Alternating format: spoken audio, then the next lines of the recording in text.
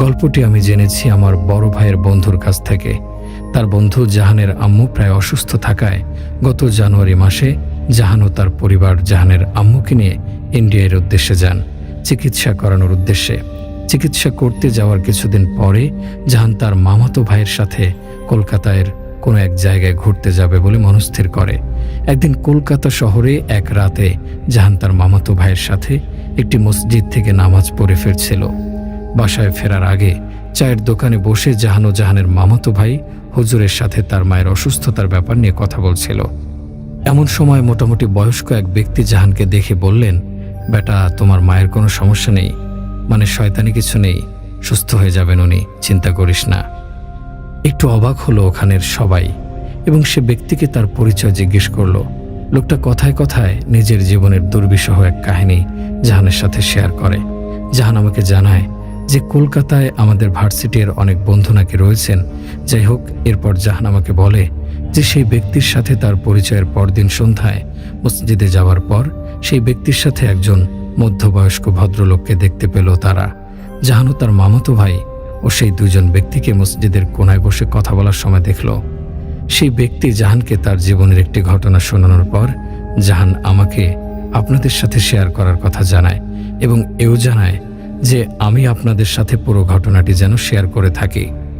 এরপর সেই ব্যক্তি জাহানের কাছে ঘটনাটি জানানোর পর জাহান আমাকে সেই ঘটনাটি বাংলাদেশে ফিরে শেয়ার করে।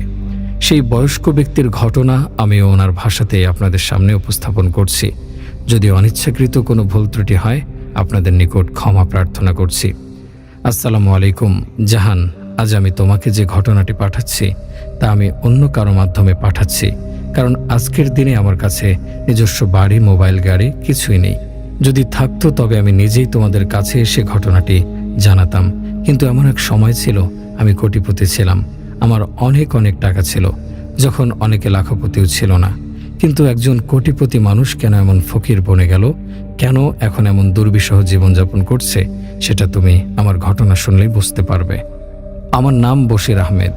আমি ভারতবর্ষের আনাচে কানাচে ট্যুর দেই আর কি, ঘুরে ফিরে বেড়াই। আমার কোনো বাড়িঘর নেই।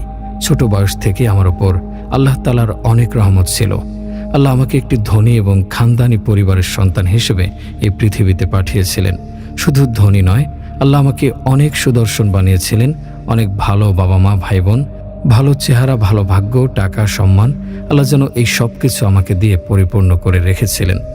ভাই, আমি কিন্তু নিজের প্রশংসা করার জন্য একেবারে এসব বলছি না, বরং আমি আমার জীবনের সত্যিটাই তুলে ধরছি। এসব কিছুর সাথে সাথে আল্লাহ আমাকে খুব বুদ্ধিমানও বানিয়েছিলেন। আমাদের পরিবারের অঢেল ধন সম্পদ থাকার পরও আমার ভেতরে একটা তাড়না ছিল যেন এই সম্পদ আমি কিভাবে দ্বিগুণ বা তিনগুণ করতে পারি। এই কারণেই আমি মাত্র 15 বছর বয়সে ব্যবসায় জড়িয়ে পড়েছিলাম। আমার আজও মনে পড়ে, সেই ছিল 1990 সাল। মাত্র 20 বছর বয়সেই আমি একটি বড় জুয়েলারি প্রতিষ্ঠান তৈরি করেছিলাম। এখন নিশ্চয়ই আপনারা ভাবছেন, এত ছোট একটা ছেলে কিভাবে একটি জুয়েলারির ব্যবসা করতে পারে, বা এত টাকাই বা সে কোত্থেকে পেল। ওই যে বলেছিলাম, আমার পরিবারের আর্থিক অবস্থা খুবই ভালো ছিল। আর 20 বছরের বাচ্চারা যখন তাদের বাবা মার কাছে আবদার করত, আমি তখন আমার আব্বুর সাথে ব্যবসা নিয়ে আলোচনা করতাম, নানান যুক্তিতর্ক উপস্থাপন করতাম। আমার আব্বু বলতেন আমি নাকি আমার বয়সের থেকেও 5 বছর এগিয়েছিলাম। আমার এখনও মনে আছে যে আমি এই কাজটা মাত্র 5 লাখ টাকায় শুরু করেছিলাম, যার মেন ইনভেস্ট ও ফান্ডিং করেছিলেন আমার বাবাই। আমার বড় ভাই হাসান আমাকে বলতেন, আমাদের তো অনেক আছে ভাই, তুমি পারিবারিক ব্যবসায় বসো, এভাবে তোমার আলাদা কাজ করে কি দরকার। কিন্তু আমি তো আমার ভাইয়ের কথা শোনার লোক ছিলাম না, এবং পারিবারিক ব্যবসায় বসার মতো মানসিকতা আমার ছিল না। অবশেষে আমার জেদের সামনে উনিও হার মানলেন। আমি যেই কাজ 5 লাখ টাকা দিয়ে শুরু করেছিলাম, সেই কাজে এত উন্নতির দিকে যাচ্ছিল যে মাত্র 3 বছরের মধ্যে 5 লাখ টাকা 50 লাখ টাকায় পৌঁছে গিয়েছিল। আমি আমার বাবার থেকে নেওয়া টাকাটাও ব্যবসায় নীতি অনুযায়ী ইন্টারেস্ট সহ ফেরত দিতে সক্ষম হই। তখন বাসার সবাই আমার প্রশংসায় পঞ্চমুখ। ওনারা বলতেন, দেখো কেমন স্মার্ট আমাদের ছেলে, ব্যবসায় কতটা দক্ষ। আসলে ভাই, 50 লাখ টাকা তখনকার সময় অনেক বিশাল অঙ্ক ছিল। আমার পা যেন তখন আর মাটিতে ছিলই না। আমি যেন আসমানে নতুন এক উড়ান উঠতে যাচ্ছিলাম। জীবনে প্রথম ব্যবসা, তাও আবার এত ছোট বয়সে, এবং আল্লাহ আমাকে এতটাই তৌফিক দিয়েছিলেন যে আমি আরো উৎসাহী হয়ে উঠলাম এবং আমি ভাবলাম এই কাজটাকে আরো বড় করতে হবে। তাই আমি বিদেশ থেকে প্রচুর দামি পাথর আমদানি করতে শুরু করলাম। আল্লাহ সেখানেও আমাকে অনেক সাহায্য করেছেন এবং আমাকে সঠিক পথ প্রদর্শন করেছেন, আলহামদুলিল্লাহ। আর এরপর মাত্র 4 বছরের মধ্যে আমি প্রায় 7 কোটি টাকার মালিক হয়ে গিয়েছিলাম। আমি যেই সময়ের কথা বলছি সে সময় দেশে কোটিপতির সংখ্যা খুব একটা ছিল না, এমনকি লাখপতি হওয়াও একটা বিশাল ব্যাপার ছিল। কিন্তু সেই সময় আমি মাত্র 27 বছর বয়সে তা অর্জন করেছিলাম। আল্লাহর রহমত ও আমার পরিশ্রমের মাধ্যমে আমার জীবনযাপন ছিল খুবই হাইপাই। নতুন গাড়ি নিয়ে যেখানে ইচ্ছা যেতাম, বৃত্তবান মানুষদের সাথে ওঠা বসা করতাম। আমার মনে হতো আমি জন্ম নিয়েছি খানদানি একটি পরিবারে, আর আমার পরিবার ইন্ডিয়ার সবচেয়ে ধনী পরিবারগুলোর মধ্যে অবস্থান করবে। আমার বাড়িতেও মা বাবা আর ভাইরা আমার প্রশংসা করতেন। তারা বলতেন, সত্যি তুমি তোমার পরিশ্রম আর বুদ্ধিমত্তা দিয়ে এত ছোট বয়সে কি অসাধারণ কিছু করেছ। সে যাই হোক, আল্লাহর অনেক রহমত অঢেল ধন সম্পদ থাকার পরেও আমি কখনোই অহংকারী ছিলাম না। আর আমার আশেপাশের মানুষরাও আমার এই সাদাসিধে স্বভাব দেখে খুব প্রশংসা করত। এবার আসি সেই মূল কথায়, যেখানে আমার জীবনের পতনের মূল সূত্রপাত হয়েছিল। আমার সকল ভাই ও বোনদের বিয়ে শাদী ধুমধাম করে হয়ে গেছে। তখন আমি একমাত্র অবিবাহিত ব্যক্তি। আমি একাই থাকতাম কাজের কারণে। যেহেতু সব ভাই বোনদের বিয়ে হয়ে গিয়েছিল, তাই আমার বিয়ে নিয়েও আমার আব্বু আম্মু ভাবনা শুরু করে দিলেন। পরিবারের সকল সন্তানদের বিবাহ ইতিমধ্যে সম্পন্ন হবার ফলে আমার ওপর বিয়ের চাপটা অনেক বেড়ে গিয়েছিল। আমার মা জিজ্ঞেস করতেন, যদি তোমার কাউকে পছন্দ হয় তাহলে বলো। যদিও বিষয়টা একটু লজ্জার ছিল, তবুও আমি আম্মুকে বলতাম, যেখানে আপনার ভালো লাগবে সেখানে আমার বিয়ে ঠিক করে দেবেন। অবশেষে অনেক খোঁজার পর আম্মু আমার জন্য একজন মেয়ে খুঁজে পেয়ে গেলেন। যে পরিবারের মেয়ে আমার আম্মু আমার জন্য দেখেছিলেন, সেই পরিবারটি খুব বেশি ধনী ছিল না, কিন্তু তারা আচার ব্যবহারে শালীনতায় অনেক সমৃদ্ধ ছিল। আর এটাই আমার আম্মুর পছন্দ হয়েছিল। পরিবারটি খুব বেশি ধনী ছিল না বললে আসলে ভুলই হবে। আসলে তাদের সত্যি বলতে তেমন কিছু ছিল না, বরং ওনারা খুব অভাবে দিন কাটাচ্ছিলেন। হয়তো আম্মু এই কারণেই তাদের পছন্দ করেছিলেন। আমার আশেপাশের মানুষ, পাড়া প্রতিবেশী, এমনকি আমার দাদা দাদিও আমার আম্মুকে বলতে লাগলেন, যে কোনো সম্পর্কই অবশ্যই কুফু মিলিয়ে করতে গিয়ে, কুফু হচ্ছে একই পরিবার যে ধরনের দিক থেকে মিল থাকে সেটা, এরকম একটা পরিবারে কেন যাচ্ছ? কিন্তু আম্মুর কথা, আমাদের কাছে শালীনতা ও আচার আচরণ বেশি গুরুত্বপূর্ণ। টাকা পয়সার তো আমাদের দরকার নেই, আল্লাহর দয়ায় অনেক আছে আলহামদুলিল্লাহ। আম্মুর কথা মতো আমার বিয়ের দিন চলে এলো। আমার সেই সময়ে সবচেয়ে দামি গাড়িগুলো ছিল, কারণ ছোট থেকেই বড় বড় গাড়ির প্রতি আমার প্রচণ্ড উইকনেস কাজ করত। যখন আমি 6টা গাড়ি নিয়ে সেখানে পৌঁছালাম, তখন লোকজন আমার গাড়িগুলো দেখে অবাক হয়ে তাকাচ্ছিল। বিয়ের অনুষ্ঠানে থাকা প্রতিটি মানুষ ওই মেয়েটির কথা বলছিল যে মেয়েটা আমার মতো একজন ধনী স্বামী পেয়েছে। তবে আমি নিজেও অনুভব করেছিলাম যে আম্মুকে আমার জন্য অন্তত আরেকটু ভালো জায়গায় সম্পর্ক করা উচিত ছিল। কিন্তু সে সময়টা এমনই ছিল, ছেলেমেয়েরা খুব একটা কথা বলতো না, বিশেষ করে বিয়ের ব্যাপারে। আর মা বাবার প্রতিটি নির্দেশ মাথা নত করে শুনত। এতক্ষণ আমি নিজেও নিজের পরিবারের যে বর্ণনাগুলো দিলাম, সেগুলো শুনে হয়তো আপনারা অনেকেই বিরক্ত হচ্ছেন, কিন্তু আমি সত্যি বলছি। পরবর্তী অধ্যায় শোনার জন্য এসব বলা সত্যি জরুরি। তবু আমি এত কিছু বলার জন্য ক্ষমা চেয়ে নিচ্ছি। আমার বিয়েটা হয়ে গেল সেদিন, কিন্তু বিয়ের পর বুঝলাম যাদেরকে আমার মা খুব ভালো মনের মানুষ বলে মনে করেছিলেন, আসলে তারা মোটেও তেমন ভালো মানুষ ছিলেন না, বরং ওনারা ছিলেন এক জাদুকরী পরিবার। আপনারা নিশ্চয়ই ভাবছেন, ওনারা যে জাদুকরীর পরিবার সেটা আমি কিভাবে জানলাম? আসলে ঘটনা হলো যে বিয়ে পড়ানোর পর আমি আমার স্ত্রীকে আমার হাতে পড়া ঘড়ি দিয়ে বললাম, এই ঘড়িটা তোমার ব্যাগে রেখে দাও, আমি বাড়ি গিয়ে নেব। এরপর থেকে সেদিন সেই ঘড়িটি আমার স্ত্রীর কাছেই ছিল। যখন আমরা বাড়িতে ফিরলাম, তখন আমার স্ত্রী কাপড় বদলাতে ওয়াশরুমে গেল। ঘড়িটা বের করার জন্য আমি তার ব্যাগ খুললাম। যখন আমি তার ব্যাগ খুললাম, তখন সেখানে কিছু অদ্ভুত ধরনের তাবিজ পেলাম। তাবিজগুলোর সাথে আরও ছিল 4-5টা কাগজ, যেগুলোর উপর আমার নাম লেখা ছিল, আর বাকি 4টি কোণে লেখা ছিল কিছু আমি যেটা বুঝতে পারছিলাম না। বিশ্বাস করো ভাই, তখন পর্যন্ত আমি কোনো জিন বা জাদুর সঙ্গে পরিচিত ছিলাম না, আর এসব সম্পর্কে কিছু আমার জানা ছিল না। আমার কেন, আমার পরিবারের কারো জীবনে তখন পর্যন্ত জিন বা জাদুর সাথে কোনো সম্পর্ক ছিল না। যাই হোক, বিয়ের পর আমি বুঝতে পারলাম আমার শ্বশুরবাড়ির লোকজন কতটা লোভী। বিয়ের কিছুদিন পর পর আমার শাশুড়ি আমার দোকানে আসতো এবং কোনো না কোনোভাবে একটি ভারী গহনার সেট নিয়ে চলে যেত। উনি গহনা নিয়ে চলে যাবার আগে বলতেন যে আমি কিছুদিনের মধ্যে টাকা দিয়ে দেব, কিন্তু ভাই সেই টাকা আর কোনো দিনই নিয়ে আসতো না। প্রথম দিকে আমি কিছু বলিনি, কিন্তু যখন ধীরে ধীরে এই ঘটনাগুলো বাড়তে শুরু করলো, আমি একদিন আমার স্ত্রীর কাছে গিয়ে স্বাভাবিকভাবে বললাম যে শোনো, তোমার মাকে একটু বুঝিয়ে বলো, এগুলো কি ঠিক? এটা তো আমার ব্যবসা, তাই না? এভাবে যদি চলতে থাকে তাহলে তো আস্তে আস্তে আমাদের বড় ধরনের ক্ষতি হয়ে যাবে। উনি প্রায় 4-5 দিন পর পর সে দামি দামি গহনার সেট নিয়ে চলে যান, আর টাকা পয়সা দেবেন বলেও দেন না। তুমি ওনাকে একটু বিষয়টা বুঝিয়ে বলো। আমার কথা শুনে আমার স্ত্রী আমার ওপরেই খুব ক্ষেপে গেল। বলল, যদি আমার মা 2-3টি সেট নিয়েও নেয় তাহলে এতে আপনার সম্পদ কি কমে যাবে? আপনি এমন ছোট লোকের পরিচয় দিলেন। আমি আমার স্ত্রীর আচরণ দেখে হতবাক হয়ে গেলাম। আমি ওকে বললাম যে এটা সম্পদের ব্যাপার না, এটা আসলে মান সম্মানের বিষয়। এটা কি ধরনের কথা যে দোকানে এসে নিজের ইচ্ছা মতো জিনিস নিয়ে যাবে, বিনা পয়সায় নিয়ে চলে যায়? আমার বউ মাটির দিকে তাকিয়ে ঘর থেকে বের হয়ে গেল। আমি জানতাম সে তার বাবার বাড়ি গেছে। সন্ধ্যার মধ্যে সে তার বাবার বাড়ি থেকে ফিরে এসে আমার মুখে সজোরে টাকা ছুঁড়ে মারল। আমি অবাক হয়ে বললাম, এতটুকু সম্মান আমাকে করো? এটা কি ধরনের আচরণ? তোমার স্বামীকে সম্মান দিতে শেখো। তোমার কি এতটুকু ভদ্রতাও নেই? এরপর আমি টাকাগুলো নিয়ে দোকানে চলে গেলাম। দোকানে আমার ম্যানেজার টাকাগুলো গুনে আমাকে জানালো যে আমার শাশুড়ি যত দামের গহনা নিয়ে গিয়েছেন এখানে তার অর্ধেক দামও নেই। আমি বাড়ি ফিরে আমার বউকে বললাম, তুমি যে টাকাটা আমার মুখে ছুঁড়ে মারলে, কিভাবে মারলে? এখানে তো অর্ধেক দামও নেই। তোমার মা তো আমার কাছ থেকে আরো বেশি টাকার জিনিস নিয়ে গেছে।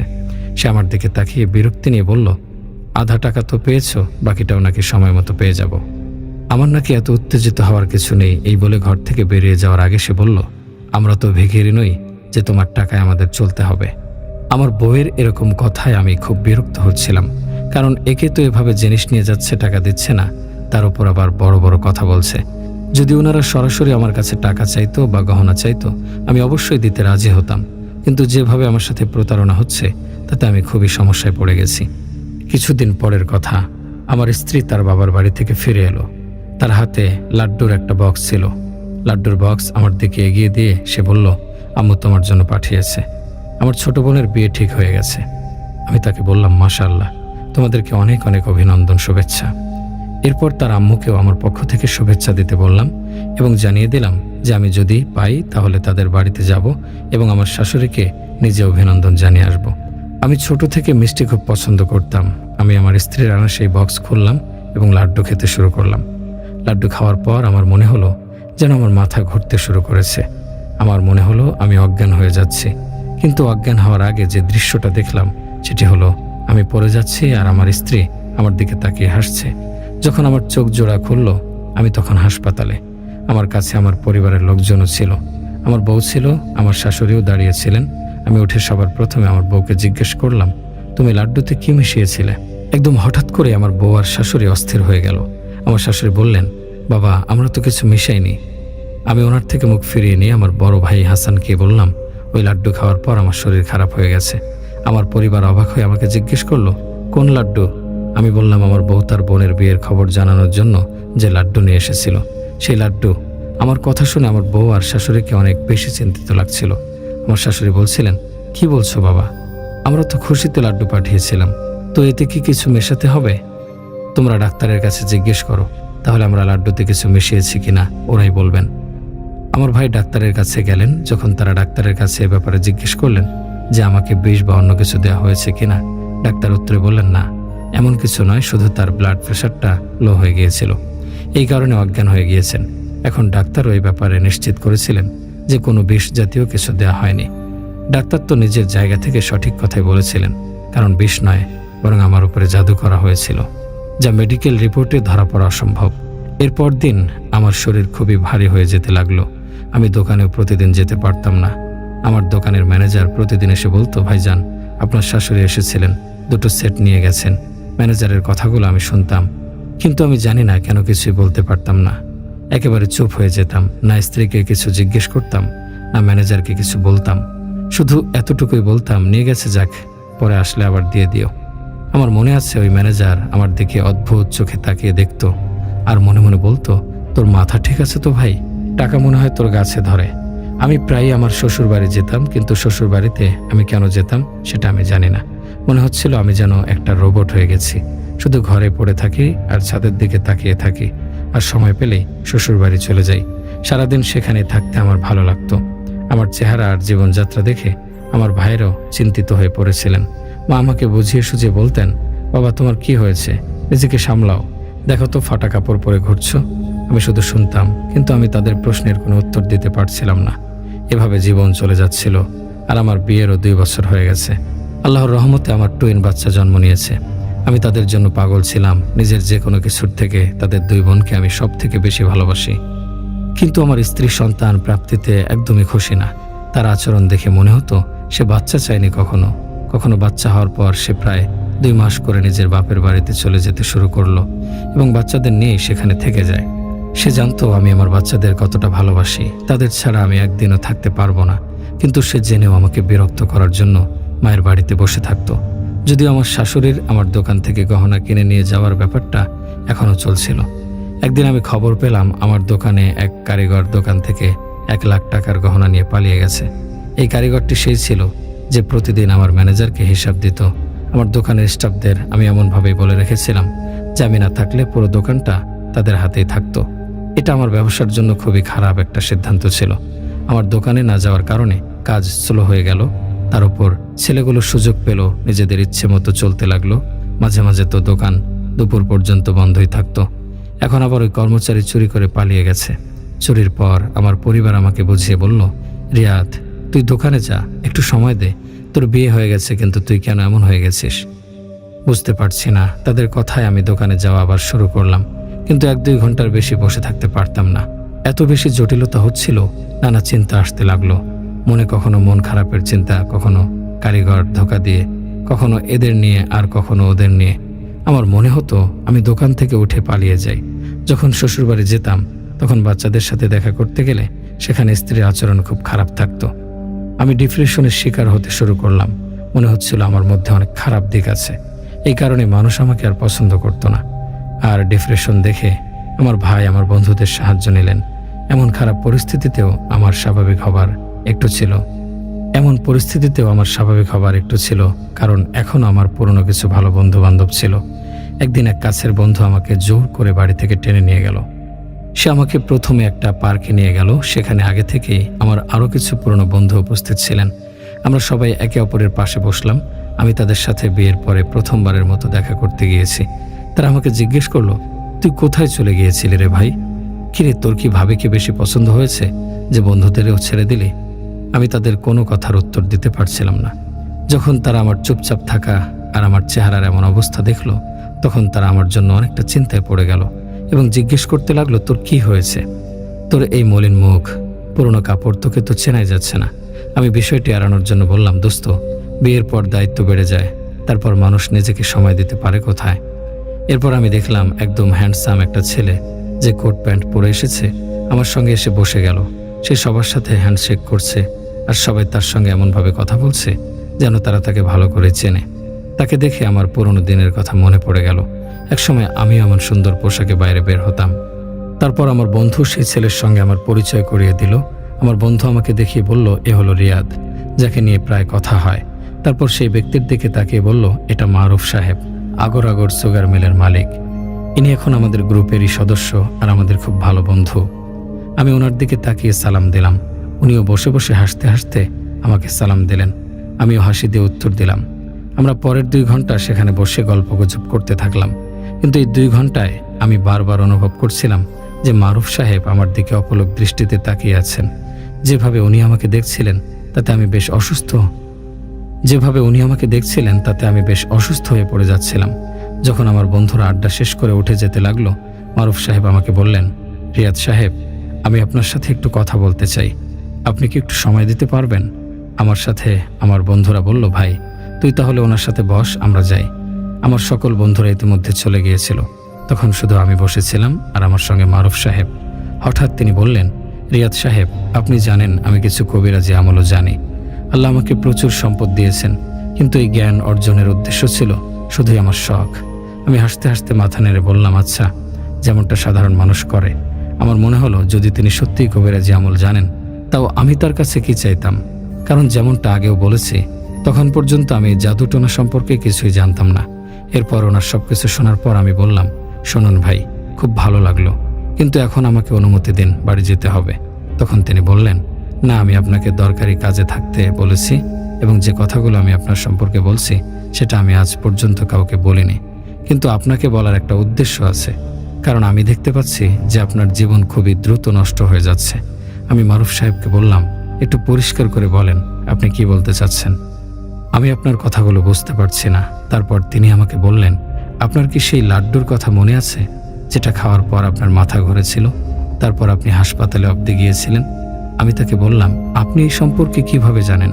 উনি বললেন, আমি তো অনেক কিছুই জানি, ওই তাবিজের কথাও জানি যেগুলো বিয়ের দিন আপনার বইয়ের পার্স থেকে পাওয়া গেছে, যেখানে আপনার নাম লেখা ছিল। তার কথা শুনে আমার মনে হচ্ছিল যেন বিদ্যুৎ চমকালো। আমি যেন একেবারে হতবাক। ঠিক আছে, লাড্ডুর ব্যাপারটা এমন হতে পারে যে আমার বন্ধুদের মাঝে কেউ হয়তো তাকে বলেছে, কিন্তু এই ঘড়ির ব্যাপারটা তো আমি ছাড়া কেউ জানতো না। ওই রাতে যখন আমি পার্স খুলে ঘড়ি বের করতে গেলাম, তখন তার মধ্যে যে তাবিজ এবং কাগজগুলো ছিল, এটা শুধু আমার জানার কথা, আর কারো না। আমি তাকে জিজ্ঞেস করলাম, ওই তাবিজ আর কাগজগুলোতে আমার নাম লেখা ছিল কেন?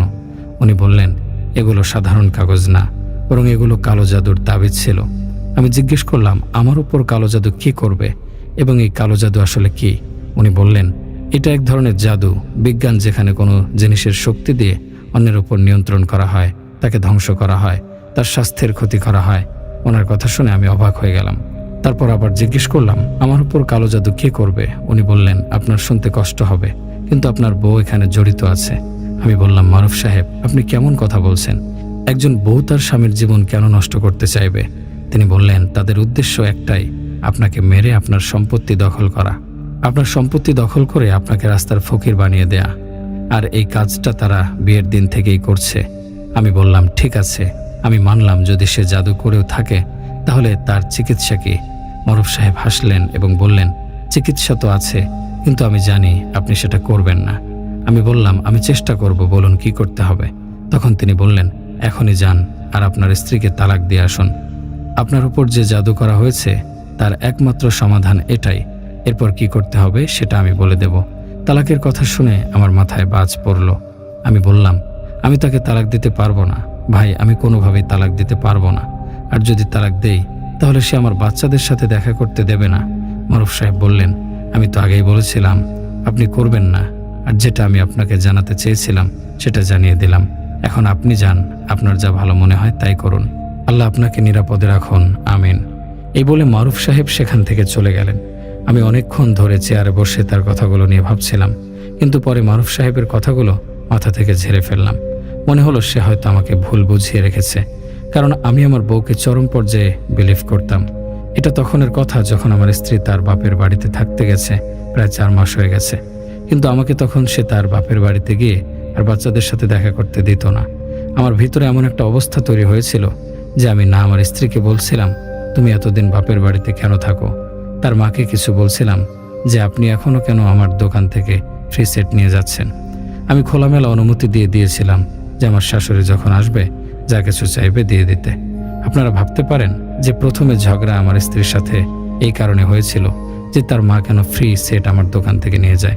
এখন আমি নিজে অনুমতি দিচ্ছি, তাহলে এর মানে হলো আমি আসলে কারো প্রভাবের মধ্যে আছি। বুঝতে পারছেন নিশ্চয়ই। এক রাত্রে আমি স্বপ্ন দেখলাম যে একটা মেয়ের সাথে 4 মুখওয়ালা একটা বিশাল সাপ এসেছে আমার ঘরে। সাপ এত বড় যে দেখে আমি ভয় পেয়ে গেলাম। সে আস্তে আস্তে আমার দোকানে রাখা সব স্বর্ণালঙ্কারগুলো নিয়ে যাচ্ছিল। আমি চাইলেও কিছু করতে পারছিলাম না। যখন আমার চোখ খুলল তখন আমি ঘেমে ভিজে একাকার। আমার হৃৎপিণ্ডের ধড়ক বেড়ে গিয়েছিল। যে স্বপ্নে দেখে আমি খুবই চিন্তিত হয়ে পড়েছিলাম। সেই দিনই সকাল 10টায় খবর পেলাম যে আমার দোকানে আগুন লেগেছে। আমি আর আমার ভাই সবাই দোকানে গিয়ে দেখলাম পুরো দোকান পুড়ে ছাই হয়ে গেছে। ভিতরে সব স্বর্ণ আর পাওয়া যাচ্ছে না। যেহেতু আগুন লাগলে স্বর্ণ নষ্ট হয় না, তাই এই স্বর্ণগুলো কোথায় গেল আমি কিছুই বুঝতে পারছিলাম না। স্বর্ণ চুরি করে দোকানে আগুন লাগানো হয়েছে। আর হ্যাঁ, এখানে আরেকটা কথা বলতে ভুলে গেছি। আমার শাশুড়ি তার বড় ছেলেকে আমার দোকানে চাকরি দিয়েছিল। এমনকি আগুন লাগার দিন অবধি সে চাকরিতে ছিল। সে 1 সপ্তাহ আগেই দোকানে জয়েন করেছিল। তার মানে কি কেবল 1 সপ্তাহ হয়েছে সে এসেছে, আর এমন ঘটনা ঘটল। আমি দোকানের সব দায়িত্ব ওকে দিয়েছিলাম, কারণ সে আমার পরিচিত, আর সব থেকে বড় কথা সে আমার আত্মীয়। কমপক্ষে কর্মচারীদের একটা লাইনে রাখা যাবে তার মাধ্যমে, এই ভেবেই আমি তাকে চাকরিটা দিয়েছিলাম তার মায়ের কথা শুনে। কিন্তু সে যা করেছে সেটা কর্মচারীদেরও পেছনে ফেলে দিয়েছে। এরপর আমার ভাই হাসান বলছেন, এই কাজের হয়তো তোমার বউয়ের ভাইয়ের হাত আছে, সব ওর করা। কিন্তু আমি তাদের বলছিলাম, ভাই যা হওয়ার হয়ে গেছে, টাকা কি জিনিস, আবার কামাই করে নেব। আমার ভাই আমার মুখের দিকে তাকিয়ে বলেছিলেন, এটা কি বলছিস, তোর কি মাথায় সমস্যা হয়েছে? এত কিছু হয়ে গেল, এখনো নিজের শাশুড়ি পরিবারকে কিছু বলছিস না কেন? আমি বললাম যে বলছি না, কোনো সমস্যা নেই। তোমাদের এই ঘটনার কিছুদিন পর আমার স্ত্রী ফিরে এলো। আমি তো শুধু আমার বাচ্চাদের দেখে খুশি হয়ে গিয়েছিলাম এবং তাদের দেখে আমার ব্যবসার এত বড় ক্ষতিটাও আমি ভুলে গিয়েছিলাম। আমার স্ত্রীর আচরণও আমার সাথে অনেক ভালো হয়ে গিয়েছিল। হঠাৎ করে সে আমাকে সান্ত্বনা দিচ্ছিল, বলছিল পেরেশান হবেন না, এটা আল্লাহর তরফ থেকে একটা পরীক্ষা। পরের 1-1.5 মাস আমার খুব ভালো কেটেছে, বাচ্চাদের সাথে খেলতে খেলতে, এবং স্ত্রী তো খুব ভালো আচরণ করলো। তারপর আমার স্ত্রী আবার তার বাপের বাড়িতে চলে গেল। 2 দিন পর ফিরে এলো, তার হাতে একটা ক্ষীর রান্না করা কাচের বাটি ছিল। সে বলতে শুরু করলো, আমি আপনার সমস্যার জন্য কোরআন খতম দিয়েছিলাম, আর এই ক্ষীর হাফেজদের খাওয়ানো হয়েছে, আর একটা পড়া ক্ষীর, তাই আমি ভাবলাম যে আপনার জন্য নিয়ে আসি। আমার বউয়ের কথা শুনে যখন আমি ক্ষীরটা খেলাম, তখন যেন আমার অন্যদিকে আর কোনো খেয়াল ছিল না। আমি যেন আমার বউয়ের পোষা কুকুরের মতো প্রভুভক্ত হয়ে গিয়েছিলাম। যেমন যখন আমি ক্ষীরটা খাচ্ছিলাম, আমার স্ত্রী আমাকে বলছিলেন যে আপনি আপনার সম্পত্তির অংশের দাবি করুন এবং আপনার ভাইদের বলুন যেন তারা আপনার অংশ দিয়ে দেয়। আমার আম্মু আব্বু মারা গিয়েছিলেন এর মধ্যে, আর আমার সব খরচ আমার ভাই চালিয়ে নিচ্ছিলেন। এটা ঠিক যে তাদের দোকান বা এই বাড়িতে আমার অংশ ছিল, কিন্তু এত কিছুর উন্নতিতে সব কষ্ট তো আমার ভাইয়েরই। আমি তোর জীবনে শুধু নিজের কাজই সামলেছি। আমার ভাই খুব ভালো মানুষ ছিলেন। তিনি আমার কষ্ট দেখে কখনোই বলেননি তুমি কেন দোকানে আসো না, বরং উনি আমার সব খরচ নিজেই তদারকি করতেন এবং আমাকে ভালো পরামর্শ দিতেন। আমাদের পরিবারের জুতার ফ্যাক্টরি ছিল, আমরা পুরো ভারত জুড়ে আমাদের জুতা বিক্রি করতাম। শুধু দিল্লিতেই আমাদের 3-4টা দোকান ছিল। আমার ভাই সেখানেও বসতেন। আমি জীবনে কখনো ভাবতে পারিনি যে আমি আমার ভাইয়ের বিপক্ষে যাব বা তার সাথে এমন কোনো আচরণ করব যাতে করে আমাদের সম্পর্ক নষ্ট হয়। কিন্তু জানি না ওই দিন কি হয়েছিল। ক্ষীর শেষ করে আমি বাটিটা পাশে রেখে সোজা আমার বড় ভাইয়ের কাছে চলে গেলাম। আমি তাকে বললাম যে আমার নিজের অংশ চাই। আমার বড় ভাই জিজ্ঞেস করতে লাগলেন যে কি এমন হলো, কি এমন দরকার পড়লো যে তুমি তোমার অংশ দাবি করছো? আমি বললাম আমি আমার কাজ করতে চাচ্ছি, তাই টাকাটা দরকার। তিনি বললেন ভাই, তুমি আগে যে কাজ করছিলে সেটা তো মাঠে মারা গেছে, এখন তোমার কাজ করার কি দরকার, যখন বাড়িতে বসে টাকার ব্যবস্থা হয়ে যাচ্ছে তোমার। আমি যাই করছি সব তো তোমার আর আমারই, অংশ নিয়ে কি করবে? উনিও বললেন যে যতটুকু লাভ হয় আমরা 2 ভাই মিলে ভাগ করে নেই, এবং আমাকে উনি সমান অংশই দেবেন। যা আসলে সত্যি। ভাইজানের কথা শুনে আমি কিছুটা চুপ হয়ে গিয়েছিলাম, কিন্তু এরপর আমি আমার ভাইকে বললাম সেটা ওনার জন্য খুবই অপমানজনক ছিল। আমি ওনাকে বললাম আমি জানি যে সে আমার সম্পত্তি নিজের নামে করে নিতে চাচ্ছেন। এই ব্যাপারে আমি ওনাকে আদালতে যাবার হুমকি দিলাম। আমার বড় ভাই হতভম্ব হয়ে আমার কথা শুনছিলেন। তিনি জানতেন এই অবস্থায় আমি আমার শ্বশুরবাড়ির পক্ষে ছিলাম। তিনি এও জানতেন যদি তিনি আমাকে সম্পত্তি দিয়ে দিতেন তাহলে আমি সেটা শ্বশুরবাড়ির উপর লুটিয়ে দিতাম। এভাবে বিষয়টা প্রতিদিন চলতে লাগলো। আমি কখনো ঘরে ভাইয়ের সাথে লড়াই শুরু করে দিতাম, আবার কখনো দোকানে গিয়ে তাকে অপমান করতাম। আমার ভাই প্রতিদিনের ঝগড়াঝাটিতে বিরক্ত হয়ে গিয়েছিলেন। একদিন উনি আমাকে ডেকে জিজ্ঞেস করতে লাগলেন, বলো কতটা ভাগ আছে তোমার? আমি সব হিসাব করে বললাম এবং হিসাব আমার যা অংশ এসেছিল তার চেয়ে দ্বিগুণ সম্পদ দাবি করলাম। আমার ভাই এতটাই ভালো মানুষ ছিলেন যে উনি নিজের মালিকানার একটা দোকানও আমাকে দিয়ে দিলেন এবং বললেন এরপর থেকে সামনে আসার চেষ্টা করো না, আমাদের জন্য তুমি মরে গেছো। আমি খুব খুশি হয়ে বাড়িতে ফিরলাম। আমার স্ত্রীকে সেই দোকানের কাগজ দেখালাম, সেও খুব খুশি হয়ে বলছিল এমনই হয় সিংহ, তুমি সিংহের মতো কাজ করেছো। স্ত্রীর প্রশংসা শুনে আমি গর্বে ফুলে উঠেছিলাম, কিন্তু বাস্তবে আমি পুরোপুরি তার দাস হয়ে গিয়েছিলাম। সে যা বলছিল আমি তাই করছিলাম। একদিন সে জিনিসপত্র প্যাক করতে করতে বলল, চলো তাহলে আম্মুর বাড়িতে যাই, আমরা আমাদের সম্পত্তি নিয়ে এসেছি, এখন তার সাথে থাকতে পারবো না। এরপর আমি শ্বশুর বাড়িতে চলে গেলাম। সেখানে আমার এমন একটা ভিআইপি ট্রিটমেন্ট হচ্ছিল যেন আমি দেশের রাজা, কিন্তু আসলে এখন আমি তাদের দয়া দক্ষিণার উপরে ছিলাম, কারণ জানি না তারা আমাকে কি খাওয়াচ্ছিল আর কতটা জাদুর প্রভাবের দিকে ঠেলে দিচ্ছিল। আমার অবস্থা এমন ছিল যে তারা উঠতে বললে আমি উঠতাম, তারা বসতে বললে আমি বসতাম, তারা দাঁড়াতে বললে আমি দাঁড়াতাম। একদিন আমার শাশুড়ি বলতে লাগলেন, বাবা দোকান তোমার নামে আছে, এমন যদি হয় যে কাল তোমার ভাই আবার দোকানে দাবি করে, এই দোকানটা আবার দখলে নেয়। আমি বললাম জি আম্মি, তাহলে আপনি কি চান, আমাদের কি করা উচিত? তিনি বললেন, বাবা এই মুহূর্তে তোমার জন্যই চিন্তা করছি, ভালো হবে যদি কিছু সময়ের জন্য এই দোকানটা আমার ছেলের নামে করে দাও। এতে আর সে দাবি করতে পারবে না, দখলও নিতে পারবে না, সহজ হয়ে যাবে ব্যাপারটা। আমি ওনার প্রস্তাব ফিরিয়ে দিতে পারলাম না। আমি তাদের একটা পোষা কুকুরের মতো বললাম, ঠিক আছে আম্মি, যেভাবে আপনি চান। এরপর আমি আমার দোকানটা আমার শ্যালকের নামে করে দিলাম। আমি জানি খুব রাগ হচ্ছে শুনে আপনাদের। আমার সাথে যা যা হয়েছে সেগুলো সবকিছুর সীমা পার করে ফেলেছিলাম। ভাবলে রাগ আসে। যেদিন দোকানটা আমি আমার শ্যালকের নামে লিখে দিলাম, সেদিন থেকে আমার শ্বশুরবাড়ির মানুষের আচরণ পাল্টে গেল। 3 দিনের মধ্যে তারা আমাকে বাড়ি থেকে বের করে দিল। 1 সপ্তাহ পরে দোকানে নোটিশ এসে গেল। আমি রাস্তায় এসে পড়লাম। মারুফ সাহেব যে কথা বলছিলেন সেটা সত্যি হয়ে গেল। পরের কিছুদিন আমি বন্ধুদের কাছে থাকলাম। ভাইকে আমার অবস্থার কথা জানানোর পর আমার সঙ্গে তিনি দেখা করেননি, কিন্তু আত্মীয়দের মাধ্যমে আমাকে সাহায্য করে গেছেন। পরের 10 বছরের মধ্যে আমার ভাইয়ের অবস্থাও খারাপ হয়ে গেল। ভাতিজারা তো মুখ দেখাতো না। ছোটবেলা থেকে আমার প্রতি তাদের মনে ঘৃণা জন্মে গিয়েছিল। সেটা বড় হয়েও যায়নি। আমার স্ত্রী আমাকে তার সন্তানদের সাথে দেখা করতে দেয়নি। আর আমার জীবন এরকম, কখনো দরবারে গিয়ে খাই, সেখানে রাতে ঘুমিয়ে পড়ি, কখনো কোনো হোটেলের বাইরের বেঞ্চে শুয়ে পড়ি। এক সময়ের রাজপুত্র, আজ ভিখারির মতো কি একটা জীবন কাটাচ্ছি। প্রতিটা মুহূর্তে মরার জন্য দোয়া করি। জানি তোমরা ভাবছো আমি চাকরি করি না কেন। বিশ্বাস করো, আমাকে দিয়ে কিছু হবে না। যদি কিছু করতে চাইও তাও কিছু হবে না। আমার বয়সও তেমন বেশি হয়নি, কিন্তু তবুও বেঁচে থাকতে ইচ্ছে করে না। আমি বাঁচতে চাই না, মাফ করো। হয়তো অন্যের ঘটনার মতো আমার ঘটনায় কোনো বিকৃত চেহারা নেই, কোনো রুকাইয়া নেই, কোনো জিনের ভয় নেই। আমি অনেকাংশেই যা অনুভব করেছি সেগুলো বলিনি, কারণ সেগুলো যদি বলি তবে রাত পার হয়ে যাবে। আর আমি তোমাদের শ্রোতাদের শুধু বিরক্তই করব। আমার ঘটনা যদি ভালো না লাগে তাহলে আগেই ক্ষমা চেয়ে নিচ্ছি। আল্লাহ হাফেজ। এই বলে রিয়াদ ভাই তার ঘটনা শেষ করেন। প্রিয় শ্রোতাগণ, আজকের ঘটনা যদি আপনাদের একটুও ভালো লাগে তবে আমাদের সার্থকতা। যদি আপনাদের ভালো না লাগে তবে আমি ক্ষমা প্রার্থী। সবাই ভালো থাকবেন, সুস্থ থাকবেন। আমি মাইশা। কোনো একটি জেলার ছোট্ট এক গ্রামে আমার বিয়ে হয়। আমি ইচ্ছে করেই বলছি না জেলার নাম। বিয়ে হয়ে এ বাড়িতে পা রাখলাম। আত্মীয় স্বজন অনেক শোরগোলের মধ্যে খেয়াল করলাম একটা ছোট বিড়াল ছানা আমার পায়ের কাছে বসে আছে।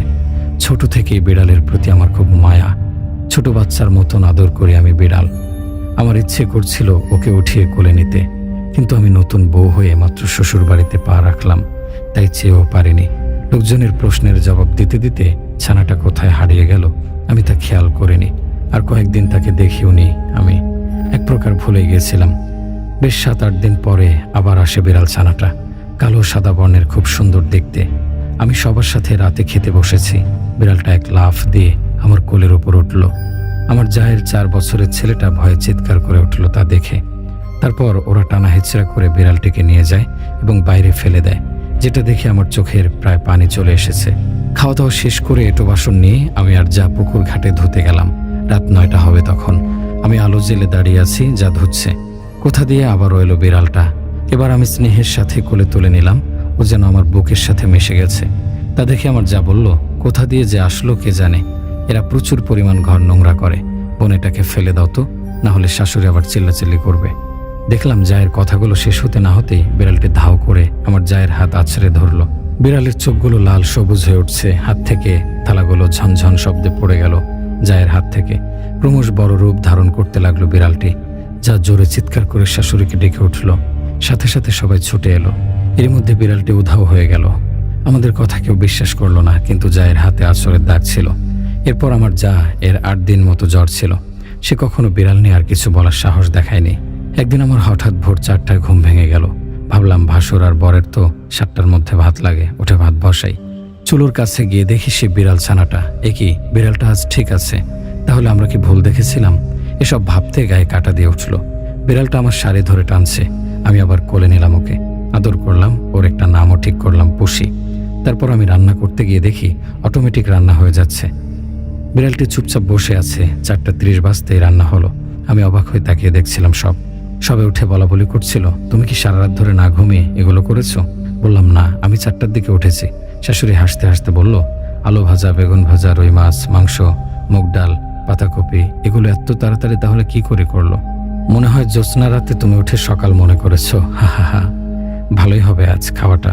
সবাই হাসাহাসি করলো। খেতে বসে আমি ডাকলাম, পুষি, ও পুষি। অমনি বিড়ালটা লাফ মেরে কোলে এলো। ওকে ভাত দিলাম আলাদা প্লেটে ফ্লোরের ওপর।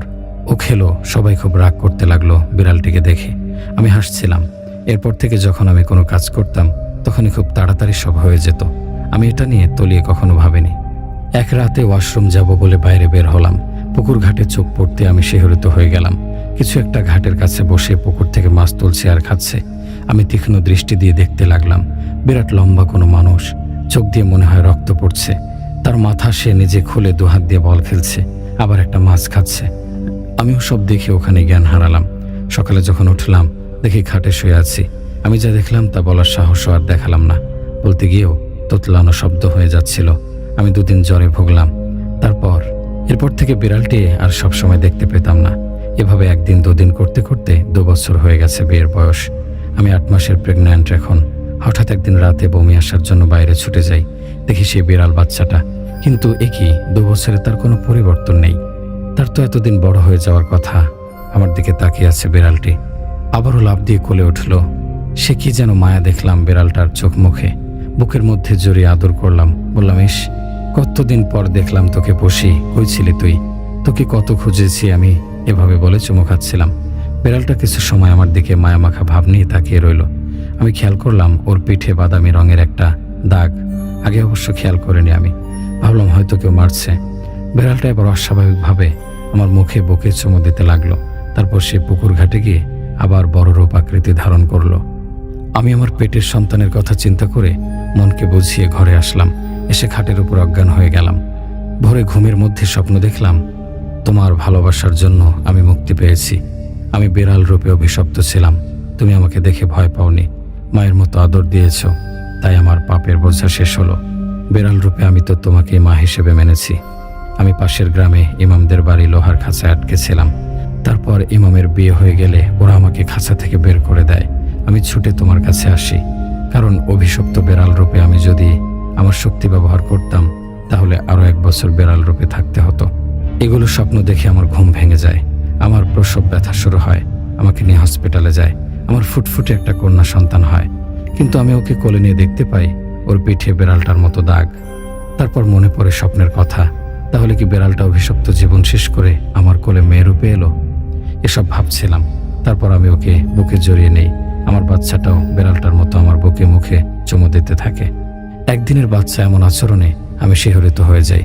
বুঝতে বাকি রইল না বিড়ালটা পাপমুক্ত হলো। চোখ দিয়ে 2 ফোঁটা জল গড়িয়ে পড়ল। আদর করে আমি রুকমিনী নাম রাখলাম মেয়ের। সবাই ওইটাই পছন্দ করলো। আজ আমার মেয়ের বয়স 12 বছর। একদিন বয়সে ওর ওই অদ্ভুত আচরণ দেখেছিলাম। আর কখনো এমন অদ্ভুত আচরণ দেখিনি। হয়তো সে বুঝিয়ে দিয়েছে সে পাপমুক্ত হয়েছে। চলে যাচ্ছি পরের গল্পে। এক অন্ধকার রাতে শহরের একটি নির্জন বার। একে এক নব্য নাস্তিক মান্নান জীবনযুদ্ধে হেরে গিয়েছে। একে একে হারানো আশা, ক্ষয়প্রাপ্ত বিশ্বাস তাকে বিচ্ছিন্ন করে দিয়েছে সমাজ থেকে। এক মলিন হাসি দিয়ে বারটেন্ডারের কাছে গিয়ে বসে। এমন সময় এক রহস্যময় ব্যক্তি কালো লেদার জ্যাকেট গায়ে প্রবেশ করে। সে চুপচাপ মুসার পাশে এসে বসে এবং তার চোখে গভীর রহস্যের ঝিলিক দেখা যায়।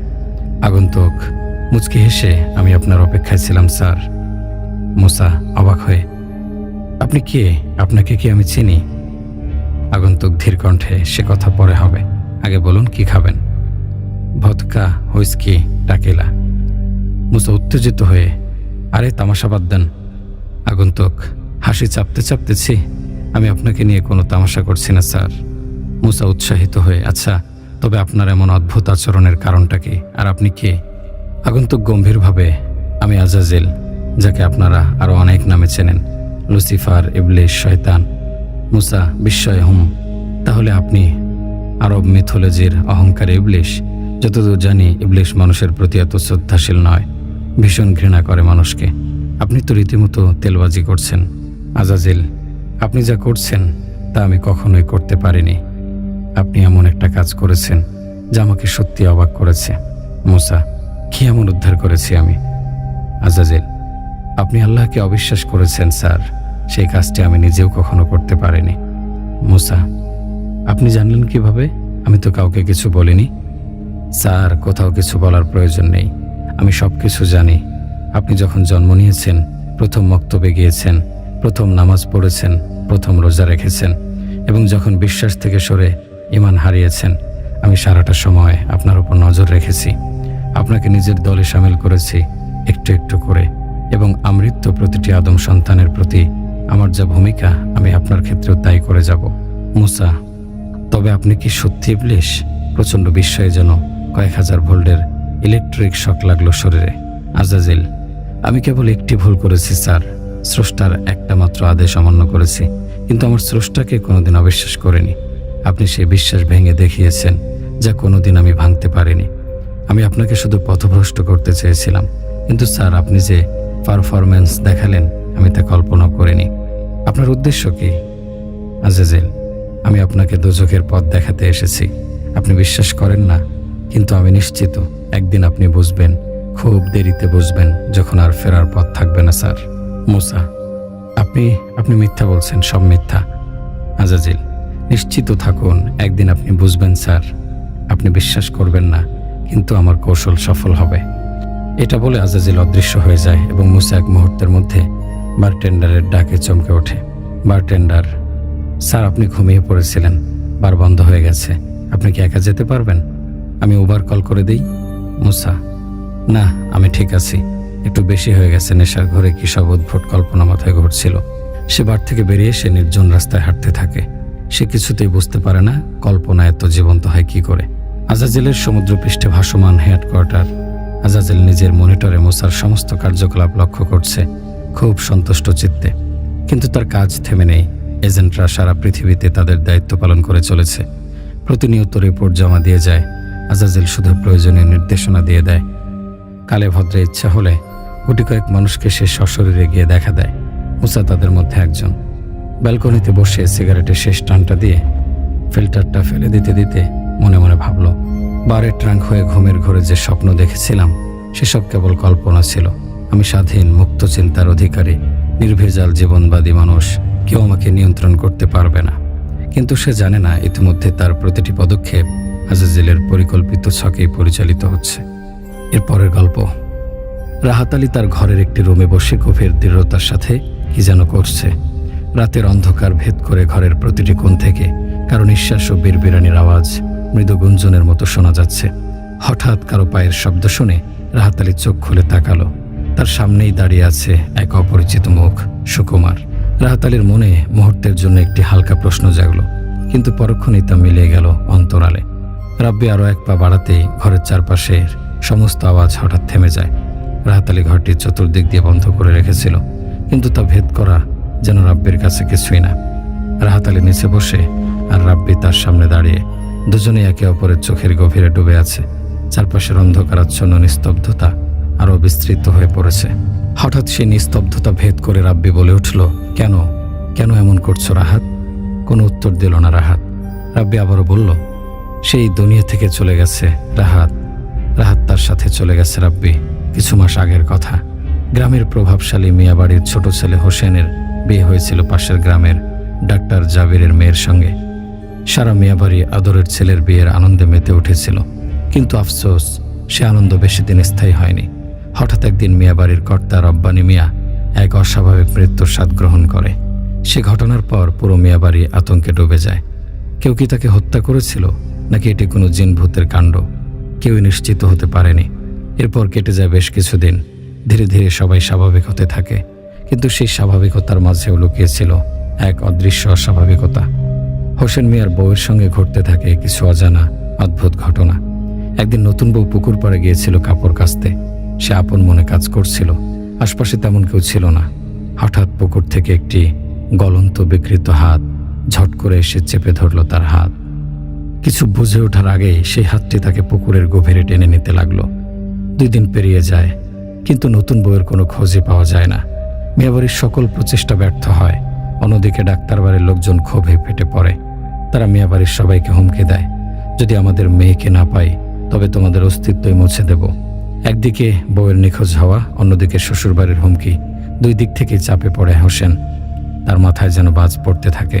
অবশেষে হোসেন ঠিক করলো, এবার সে লোকজনের সাহায্য নয়, অন্য এক জোরের আশ্রয় নেবে। এই ভাবনাতেই সে যোগাযোগ করলো এক প্রসিদ্ধ কবিরাজের সঙ্গে, যার নাম ডাক ছড়িয়ে আছে আশপাশের 4-5টি গ্রামে। কবিরাজ তার বিশেষ তন্ত্রমন্ত্র পালিত চেলাদের সাহায্যে নতুন বউয়ের খোঁজ করতে লাগলো। 2 দিনের মাথায় কবিরাজ জানিয়ে দিল, বউ আছে গ্রামের পরিত্যক্ত কুয়ার গভীরে। কবিরাজ হোসেন মিয়ার হাতে একটি কাচের বোতল ভর্তি পানি দিয়ে বলল, কয়েকজন লোক নিয়ে কুয়ার কাছে যা, এই পানি চারদিকে ছড়িয়ে দিস, বউকে পেলে আবার আমার কাছে আসিস। কবিরাজের নির্দেশ মতোই তারা কুয়া খোঁজার চেষ্টা শুরু করলো, কিন্তু আফসোস, কোথাও সেই কুয়ার কোনো চিহ্নই পাওয়া যাচ্ছিল না। যখন সবাই হাল ছেড়ে দিতে যাচ্ছিল, ঠিক তখনই হোসেন শেষবারের মতো চেষ্টা চালানোর সিদ্ধান্ত নিল। সে কাচের বোতলের কিছু পানি চারপাশে ছিটিয়ে দিল, আর তখনই হঠাৎ কোথা থেকে যেন একটি কুয়া ধীরে ধীরে দৃশ্যমান হতে লাগলো। সবাই দ্রুত ছুটে গিয়ে কুয়ার ভেতরে তাকালো এবং হতাশ হয়ে গেল। ভেতরে শুধু পাথর আর কিছুই নেই। হোসেন হতবাক হয়ে গেল, তবে সে থামল না। সে কবিরাজের কথা মনে করে আবারও কুয়ার ভেতরে পানি ছিটিয়ে দিল, আর ঠিক তখনই সবাই চমকে উঠল। কুয়ার ভেতরের পাথরগুলো বরফের মতো গলতে লাগলো। কিছু মুহূর্তের মধ্যেই সেই গলন্ত পাথরের মাঝে তারা বউকে আবিষ্কার করলো। বউকে উদ্ধার করে বাড়ি ফেরার সময় হোসেনের চোখ হঠাৎ আটকে গেল একজোড়া স্থির গভীর দৃষ্টির ওপর। সেই রাহাত যে বছরখানেক ধরে উধাও। সে কোনো কথা বলল না, শুধু নিস্তব্ধ দৃষ্টিতে তাকিয়ে রইল হোসেনের দিকে। হোসেনের বুকের ভেতর অজানা শীতলতা নেমে এলো, তবুও সে কিছু বলল না। বউকে বাড়িতে পৌঁছে দিয়েই মহসিন আবারও ছুটে কবিরাজের কাছে। কবিরাজের বাড়িতে পৌঁছে দরজা ঠেলে ভিতরে ঢুকতেই হোসেন থমকে গেল। তার নিঃশ্বাস বন্ধ হয়ে আসতে লাগলো। ঘরের মেঝেতে পড়ে আছে এক মুন্ডহীন দেহ, ঠিক তার বাবার মতো। আর দেহের চারপাশে ছড়িয়ে আছে অসংখ্য মৃত্যু ঠোঁটহীন কাক। চারদিকে বিড়বিড় আওয়াজ ঘুরপাক খাচ্ছে। কান পেতে শোনার চেষ্টা করতেই হোসেনের গা শিউরে উঠল। কেউ যেন তার নাম ধরে ডাকছে। পরের ঘটনা। জন্মসূত্রে আমার বাড়ি কুমিল্লা হলেও আমি খুব ছোটবেলা থেকে পরিবারের সাথে ঢাকায় থাকি। আমরা যে বাসাটায় থাকি সেটা 7 তলা বিশিষ্ট একটি বাড়ি। আমরা তখন থাকতাম 5 তলায়। আমাদের এই বাড়িটি ঘিরে অনেক কাহিনী আছে। যেহেতু ছোটবেলা থেকে এই বাসায় বড় হওয়া, তাই অনেক কিছুর সম্মুখীন হতে হয়েছে বারবার। শুধু আমাদের সাথে নয়, বাসায় আরও যারা আছে বা থাকতো তাদের সাথেও এমন ঘটনা ঘটেছে বলে শোনা যায়। যেমন মাঝরাতে জোরে জোরে ছাদে কিসের যেন শব্দ হতো, যেন শরীরের সব শক্তি দিয়ে কেউ বাড়ি দিচ্ছে। এটা নিয়ে অনেক অভিযোগও গেছে বাড়িওয়ালার কাছে, কিন্তু তারা তেমন পাত্তা দেয়নি বিষয়টা। বাড়ির 4 তলায় থাকতো একটি পরিবার। তারা সবাই প্রায় বাইরে থাকতো কাজে। মহিলার একটি মেয়ে আর একটি ছেলে। মহিলা ছিলেন স্কুল শিক্ষিকা, তার মেয়ে আর সে বাসায় থাকতো। একদিন দুপুরে তার মেয়ে যখন ওয়াশরুম থেকে বের হয়, সে দেখতে পায় তার সামনের টেবিলে একটা ভয়ঙ্কর অবয়ব বসে আছে। এটা দেখে মেয়েটা জোরে চিৎকার করে আর তার মাকে ডাকে। অনেক ভয় পেয়ে যায়। ঘটনার পর তারা অবশ্য বাসাটা ছেড়ে দেয়। বাড়ির ছাদে মাঝরাতে শব্দ, রুমে নুপুর পরে হাঁটার আওয়াজ, আর অনেক অভিযোগ ভাড়াটিয়াদের। পরে বাড়ির মালিক হুজুর ডেকে বাড়ি বন্ধ করেছে শুনেছি, তবুও তেমন কোনো সমাধান হয়েছিল বলে আমার মনে হয় না। একদিন রাতে সবাই যে যার রুমে শুয়ে পড়েছে রাতের খাবার খেয়ে। আমার বাবা যেহেতু আমাদের সাথে থাকতেন না, তাই আমি আমার আম্মুর সাথে ঘুমাতাম।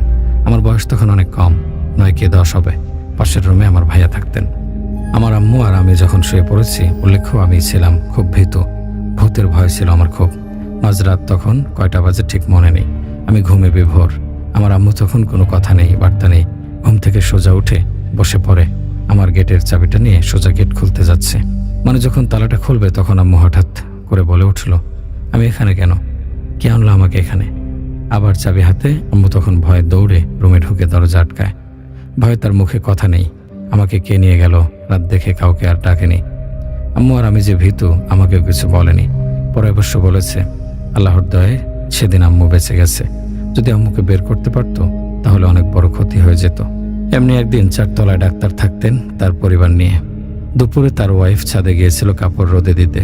সে যখন ছাদের দরজাটা খুলল, সে দেখলো হুবহু তার মতো একটা কিছু তার সামনে দাঁড়িয়ে আছে, তার দিকে তাকিয়ে আছে। এটা দেখে সে দৌড়ে ঘরে আসে আর হাঁপাতে হাঁপাতে পড়ে যায়। পরে সেই সবার কাছে বলেছে তারা বাসা ছেড়ে দিয়েছে কিছুদিন পর। তার কিছুদিন পরে এমনই একদিন রাতে আমি আর আম্মু ঘুমোচ্ছি। আগেই বললাম আমি খুব ভীতু টাইপের। রাতে একটা কোনো শব্দ হলেও আমি চিৎকার দিয়ে উঠতাম। রাতে যখন ঘুমাচ্ছি, হঠাৎ করে কান্নার আওয়াজে আমার ঘুম ভেঙে যায়। এমনভাবে কাঁদছে যেন খুব কষ্ট দিয়ে। এখনো মনে হয় সে রাতের কথা। ভয়ে চমকে উঠি। কান্না করছে তো করছেই। আমি যে পাশে শুয়ে থাকা আমার মাকে ডাকবো, সেই শক্তিও আমার নেই। খুব ভয়ঙ্কর সে আওয়াজ। পরে আম্মুকে ডাকলাম, আম্মু দেখো কে যেন কাঁদে। আম্মুকে কয়েকবার ডাকার পর আম্মুও শুনল সে আওয়াজ। আম্মু ভয় পেয়েছে, কিন্তু আমাকে বুঝতে দেয়নি। আম্মু আমাকে বলছে কই না তো, কোথায় কান্না করে? ও কিছু না, ঘুমিয়ে যাও। আমিও ভয়ে ঘুমিয়ে পড়ি। পরে অবশ্য আম্মুকে এখনো বললে আম্মু কেমন ভয় পায়। পৃথিবীর আনাচে কানাচে কতই না ঘটনা, গল্প লুকিয়ে আছে। কিছু গল্প আমাদের জানা, কিছু আমাদের অজানা। কিছু গল্প আমাদের আগে থেকে শোনা ঘটনার সাথে মিলে যায়। আবার কিছু ঘটনা আমাদের বারবার শুনতে ভালো লাগে। সবকিছু মিলিয়ে আমরা আমাদের কাছে আপনারা যেসব ঘটনা পাঠান, আমরা পাঠকদের উদ্দেশ্যে সেগুলো আপনাদের পড়ে শোনাই। সবাই ভালো থাকবেন, সুস্থ থাকবেন এই কামনা বিদায় নিচ্ছি। আল্লাহ হাফেজ।